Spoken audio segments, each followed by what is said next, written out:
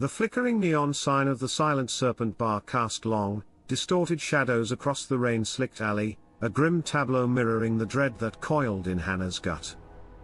The precinct had buzzed with whispers, not of petty theft, but of something far darker, the Shadow Boys, a phantom gang preying on the city's forgotten, their crimes escalating from brutal assaults to chillingly efficient disappearances. Hanna, a seasoned detective with a physique honed by years of martial arts training, felt a cold fury, a resolve that burned brighter than the city's grime. Tonight, she was walking the path of the damned. The very route where innocence was extinguished, where the whispers turned to screams. Her automatic pistol, a cold, comforting weight, nestled deep within her worn leather handbag. The air hung thick with the stench of decay and damp concrete, a silent testament to the horrors that lurked within these forgotten streets. A figure materialized from the shadows, a gaunt boy with eyes that held an unnerving emptiness. "Phone," he rasped, his voice a dry, brittle sound. Hannah's heart hammered against her ribs, a drumbeat in the suffocating silence. As she stalled, engaging the boy in a seemingly casual conversation, she felt the subtle shift, the almost imperceptible movement of figures closing in. They were like wraiths, emerging from the darkness, their eyes gleaming with a predatory hunger. "What do you want?" Hanna asked, her voice steady, despite the icy tendrils of fear that snaked around her spine. A hulking figure, his face obscured by the shadows of a tattered hoodie, stepped forward. "Come with us," he growled, his voice a gravelly rumble.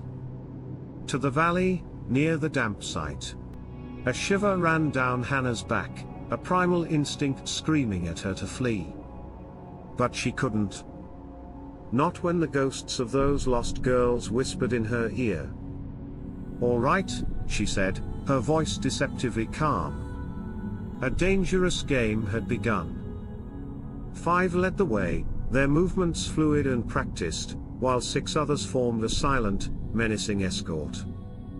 The path led them away from the streetlights, into a deepening darkness.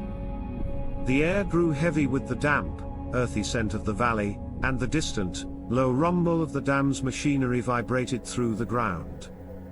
The damp site, shrouded in mist, loomed like a dark, silent sentinel. The valley itself was a natural bowl, its edges thick with overgrown vegetation, perfect for concealment.